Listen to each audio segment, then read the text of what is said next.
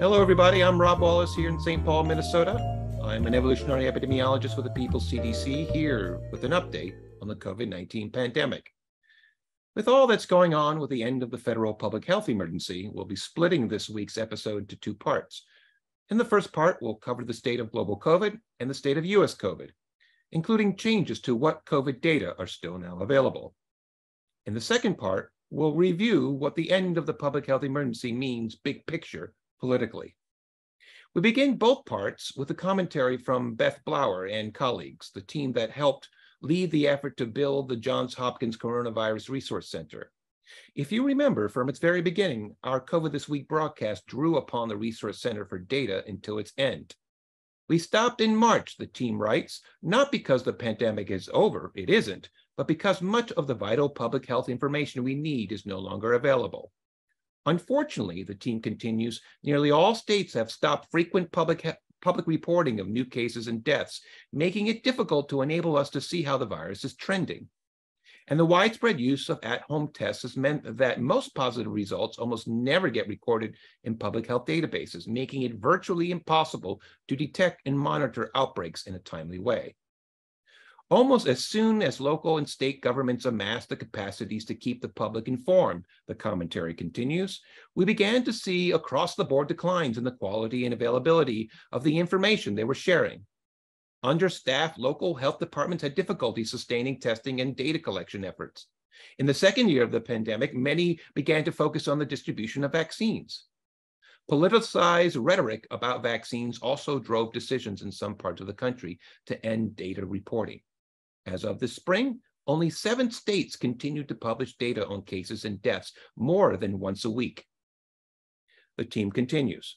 The 7-day averages of cases and deaths still reported weekly by the CDC is valuable, but of limited use for spotting and reacting to trends.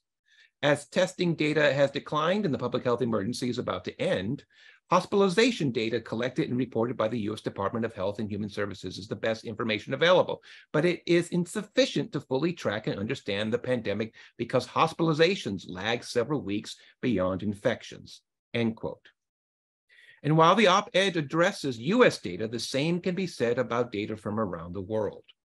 The People's CDC will continue to piecemeal together the global and U.S. COVID picture as best we can. For global COVID, in the top graph, our world in data using WHO data reports us at nearly 350,000 confirmed global cases the week ending May 10th. The bottom graph shows us at 3,500 confirmed deaths. This at a time when countries across the world are also reducing surveillance, as we just discussed. At the start of the month, the US was reporting 1,000+ deaths for the week, and it's highly unlikely that the US is hosting a third of the world's COVID deaths. There are likely many more around the world unreported. That said, we do see from the Economist data set of the 7-day average of excess deaths per 100,000 a continuing flattening out of excess deaths toward pre-pandemic levels. Countries with excess deaths in the range approaching 1 in 100,000 in orange on May 21st include Ireland, Libya, Bangladesh, Thailand, and Vietnam. Using WHO data, Our World in Data shows weekly hotspots as of May 17th. Of the countries reporting in, parts of Europe are reporting the highest figures in the range of 150 to 500 COVID cases per million population. France, Austria, Serbia, Bulgaria, Lithuania, and Estonia. Our World in Data warns, however, that confirmed cases are lower than the true number of infections due to limited testing. These numbers together, however, have spurred the World Health Organization to end the global emergency status for COVID-19 earlier this month, leaving COVID responses to individual countries that have largely abandoned such efforts. The declaration slipped in before the US, long dismantling its pandemic response, ended its own domestic state of emergency for COVID on May 11th. The European Union ended its emergency phase of the pandemic in April 2022. At the same time, we see from these percent changes in caseloads the past couple of weeks, rebounds there in warm colors are still scattered across the globe, particularly Nicaragua, Cuba, Honduras, Guatemala, Zimbabwe, Mongolia, China, Bangladesh, Myanmar, Sri Lanka, the Philippines, and Papua New Guinea. So even off a lower floor, rebounds are still in play. And at a time when the vaccine strategy many governments say they've been pursuing instead of non-pharmaceutical interventions is largely faltering. Much of the world's that best vaccinated for variants no longer circulating. We see uneven campaigns in booster vaccination across the world. So on the one hand, Peru, Uruguay, Argentina, Cuba, Belgium, Sweden, and Japan show top-tier booster campaigns, with 70 or more booster shots administered per 100 population. In contrast, we see near nothing in Russia, India, and Pakistan, those even reporting in from Africa, as well as mediocre campaigns in Brazil, Spain, and Eastern Europe. The map hasn't changed much, although fewer countries now are reporting in, indicating these campaigns have largely ground to a halt. Indeed, the CDC reports the US inching up to 17% of its eligible population 5 years and older with an updated booster dose. And we can see from this time series a combination of some countries no longer reporting in, but almost a universal tailing off of new vaccinations since spring 2022. In the interest of trying to get you some sense of the nature of the pandemic, the People's CDC has been cobbling together these kinds of data across different variables from the start of our broadcast. But as the People's CDC's own Howard Waitskin, a medical doctor and sociologist, remarks, there are plenty of reasons why these data are problematic, even before the end of the emergency. In previous COVID This Week broadcasts, we talked about the variation in the definitions of what comprises a COVID case and the failure to include measures of variability and reliability for key markers like cases and deaths.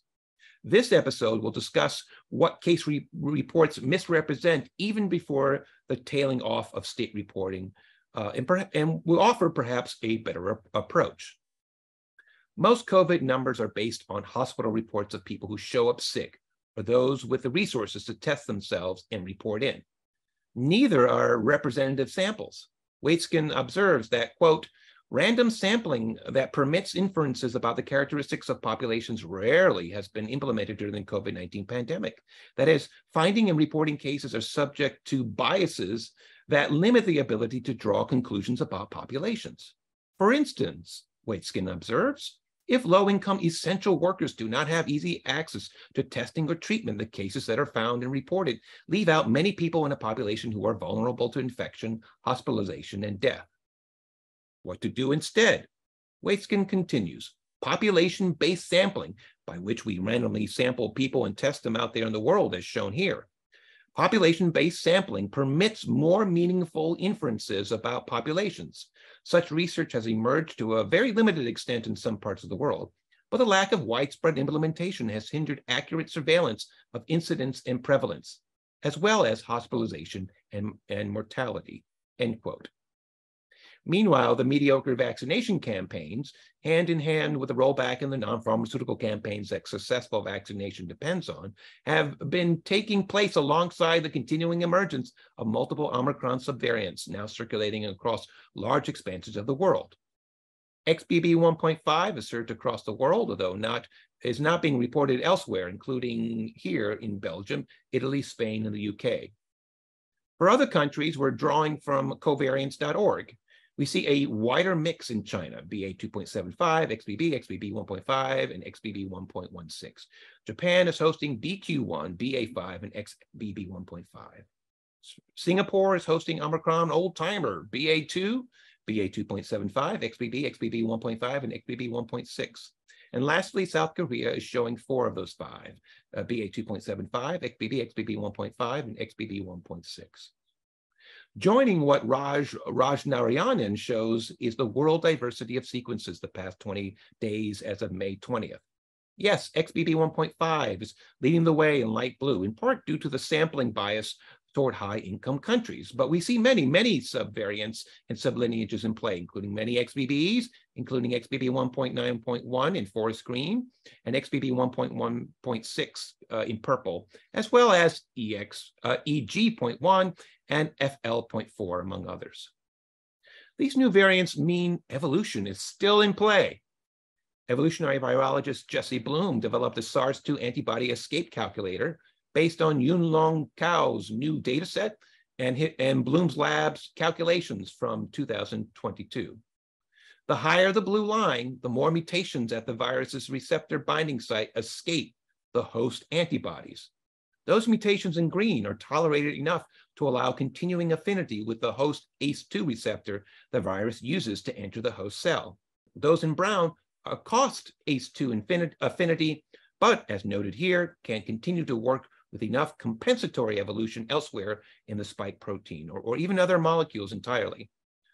One can use a calculator to predict the impact of mutations on the capacity of the virus to escape antibodies across different COVID variants and across different combinations of patients previously infected by different variants. Now, such methodological advances are uneven out in the field. Testing sewage wastewater for SARS-2 and other pathogens is still in its infancy. As we have repeatedly noted here on COVID This Week, as we will again later in this program, even here in the US, the distribution of testing sites is uneven. A team led by UC Merced shows here that unevenness on the global stage, with the US, part of Europe, and Australia the only places with any kind of representative sampling. While a coronavirus during a pandemic declared over continues to evolve and circulate, studies continue to show the dangers and damage of long COVID. We remind everyone of the big picture to start. A Nature Medicine review published by a Washington University of St. Louis team we previously reported on here on COVID This Week described the long-term damage of repeated COVID infection, including, as this synopsis summarized, quote, hospitalization, disorders affecting the lungs, heart, and brain, and the body's blood, musculoskeletal and gastrointestinal systems, and even death. Reinfection also contributes to diabetes, kidney disease, and mental health issues, end quote. The big picture is being supplemented by details organ system by organ system. For instance, a NIH study published this month showed long COVID patients who suffered mild initial infections displayed decreased viral reflex cardiovagal gain. That is, the relationship between the R waves on an electrocardiogram and systolic blood pressure upon change in arterial blood pressure. Don't worry, it's not going to be on the test. But the important thing is that the long COVID patients who showed greater systolic and diastolic blood pressure, mean arterial pressure, and heart rate during tilt table testing than healthy volunteers. Tilt tests for the integrity of the parasympathetic and sympathetic innervation. That's the system involved in regulating your breathing, heartbeat, and other involuntary physiologies we wouldn't want to have to consciously control. Now, what this team went on to do is to show by immunotyping the cerebral spinal fluid from both populations showed the long COVID patients with these kind of neurological symptoms had lower frequencies of effector memory for CD4 and CD8 T cells compared to the healthy volunteers. And those are the two graphs in the upper left here. The long COVID patients also had more antibody secreting B cells and cells expressing immune checkpoint molecules. Previous work suggested the severity of cognitive deficits or quality of life in such long COVID patients were associated with reduced effector molecule expression in memory T cells. That is, immune dysregulation that the virus causes may contribute to some of these neurosymptoms. We've spoken on COVID This Week about SARS-2's capacity to induce microclots and macroclots, including turning immune cells into clotting factors and reducing the number of capillaries and the flow through them. New work from South Africa and elsewhere shows the virus's spike protein turns soluble clotting proteins into insoluble microclots and hyperactivated platelets that back up blood flow, reduce oxygenation, and destroy the lining of the circulatory system, the endothelium. One researcher characterized the clots as, quote, not the typical microclots that we see with those other diseases. These are made up almost fully of abnormal type of fibrin, which is the protein in blood that forms the blood clot and creates these unusual structures that are called amyloid, end quote. The South Africa team had to crowdfund the flow cytometer they used to develop a more specific test for this long COVID biomarker. You see, with the pandemic emergency declared over in the US and the world, state funding for such research, already limited, will continue its rapid decline. Decatastrophizing might be an exercise in mindful therapy, but it can also be deployed to naturalize disaster, including for such a biolevel 3 virus that induces the multi-organ failures we've just discussed. The whiplash from national emergency to all clear, removing COVID-19 off the board entirely, regardless of the damage it continues to inflict, is nothing short of appalling. From forcing doctors and patients to stop wearing masks in medical settings because, to quote this Boston Globe editorial, it, quote, harms employee morale, To the American Association of Immunologists proudly posting unmasked dancing at its annual conference, when, as Stephen Thresher, author of The Viral Underclass, describes it, quote, airborne COVID is going to kill more Americans this year than AIDS killed during its worst year, end quote. Now that tilt in the middle screen there has a Titanic angle to it. Now, turning to the US, the Walgreens COVID-19 Index of National Test Positivity appears back online, covering both rapid tests and PCR. We see positivity up back to over a quarter of all tests, even as the number of tests is in decline. The CDC reports the latest round of excess deaths during the pandemic above the average deaths the 6 years before the pandemic. The last month reports a decline under the baseline. That may be a measure of true decline in these deaths, but given our reading of the figure over the past couple of months, they may also represent data still being collected across the US. The last death count above the threshold in the red pluses there is February 11th. Failing to report in COVID cases and COVID deaths is one way to disappear a still ongoing pandemic. But we still have these measures of excess deaths. Whatever the cause of these deaths, we can determine whether more deaths are coming in now than before the pandemic. Medical Dr. Pedro Larias reports health ministries, the UK Office of National Statistics here, for instance, are starting to cheat on this measure by changing the baseline with which to compare present excess deaths. Instead of comparing deaths now to deaths before the pandemic, ministries are comparing deaths now to a running average of 5 previous years, which in this case includes 2 years of the pandemic. The death difference melts away when you compare the present pandemic and the early pandemic. Now, you got to expect this cheat in other health ministries around the world shortly. Here, the CDC's last community transmission map, which is based on new cases per 100,000 population the past week, and the percent positive nucleic acid amplification test for the past week. And we see here that Iowa was no longer reporting in. We see the West Coast was hosting moderate outbreaks, but now filling in Washington State. The Southwest appeared getting hit hard. We see Puerto Rico was especially hit hard, as well as eastern South Dakota and parts of Missouri. We see much of the Plain States was cooling off a bit, as was Mississippi and parts of Florida and the Northeast. The CDC ended this transmission map and others upon the end of the public health emergency, May 11th, which the parody site, the Vertlarnik, celebrated. Isn't it great that no one dying from COVID, now we don't release the data about people dying from COVID? Indeed, while we see many data sources are intact, 3 important ones down at the bottom have been stripped out. Health and Human Services can no longer require reporting of negative SARS-2 testing results via the COVID-19 electronic laboratory reporting.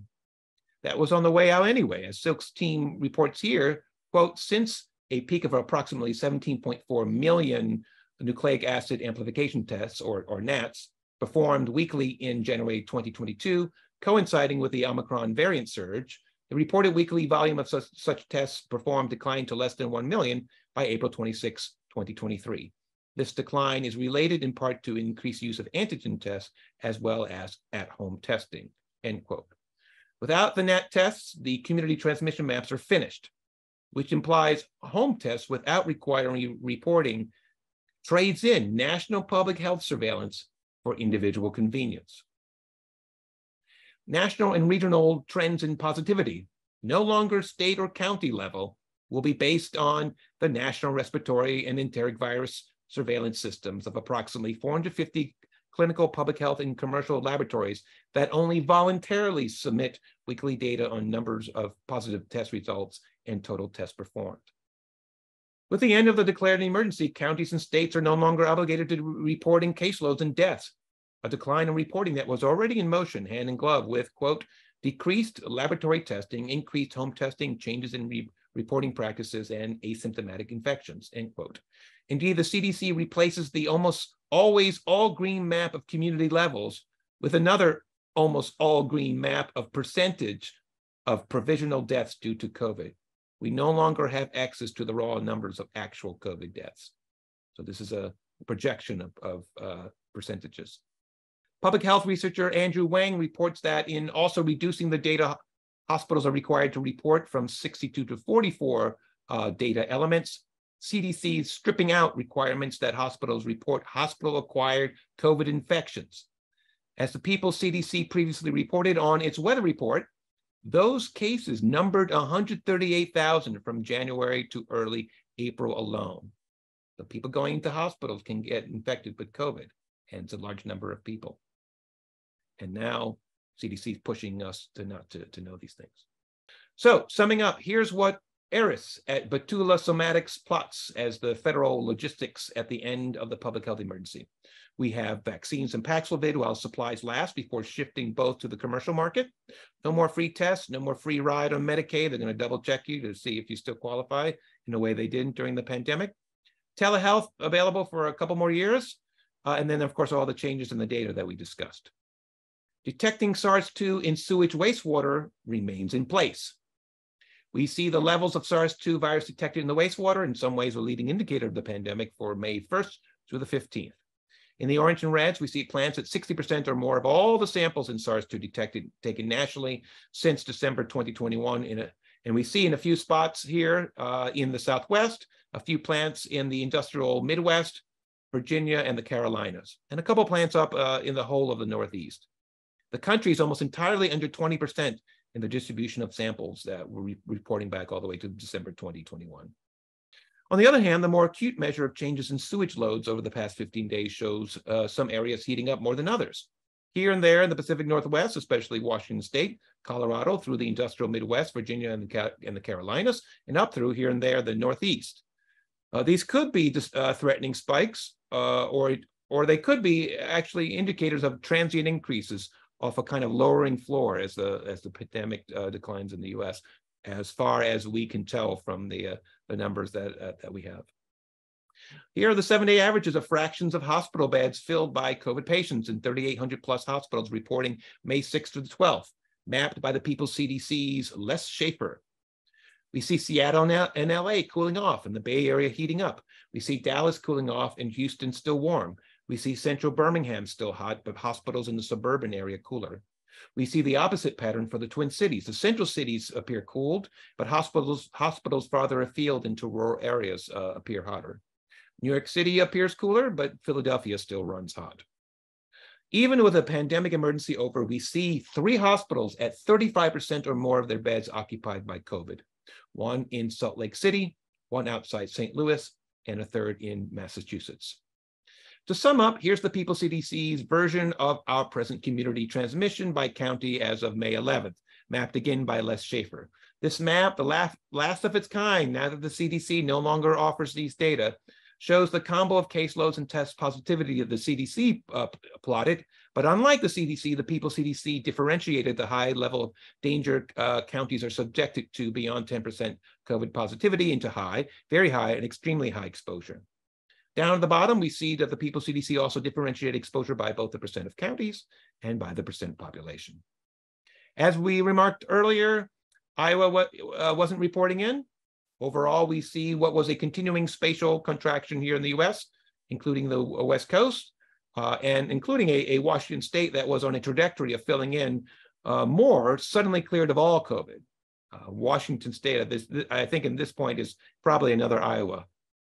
The Southwest still appeared a hot spot, although slightly less so than when we last checked. The Plain States, Alabama, Tennessee, the Carolinas, and Florida appeared to be hosting lesser exposure. Indeed, whole swaths of the Northeast down to North Carolina appeared in better shape. Those few counties in the very high and extremely high categories might have been good places for sending CDC teams to tamp down outbreaks that could still serve as domestic sources for a national rebound. But the feds have called the whole pandemic off, whatever the virus is doing. We are down to less than 10% of the American people in communities subjected to high to extremely high COVID exposure, and only 0.05% in very high and extremely high. That's terrific news, although that may be in part dependent on the reductions in testing and county reporting that we've been talking about. And we still have another 8.5% subjected to substantial exposure. So yes, progress, but not quite at a level yet to declare a public health emergency over, with 77,000 confirmed new cases in the first week of May and 1,100 Americans dying. Now, Les Schaffer offered one last interesting look back at these data when he excluded those counties that reported no COVID cases and or no positivities. the system showed an increase in the incline of its regression. Given a certain caseload, counties reported greater positivities without the counties that weren't reporting it anymore. The outbreak stateside continues to evolve, with here the continued dominance of XBB 1.5, but also now the emergence in the blues at the bottom of XBBs 1.16, 1.51, and 1.91, as well as in the pink there, the new arrival of XBB 2.3. Now, CDC is going to continue to report these data. Here's the 15-day trend of all the genetic sequences of detected sublineages in the US as of May 20th, including their geographic origins. The XBB 1.5 in blue is still ahead in states across the country, but beginning to give way to other XBBs. But big picture, there are all sorts of other subvariants and sublineages circulating in such a way as to offer possible candidates for the next dominant variant or to contribute to the next recombinant that accelerates beyond both vaccine and population immunity, as we discussed earlier. So we're going to stop here for now. In part 2 of this episode, you can find on the People's CDC YouTube channel, we'll explore what declaring the COVID emergency over says about the state of public health in the US. You can learn more about the People's CDC and read this week's COVID weather report at our website, peoplecdc.org.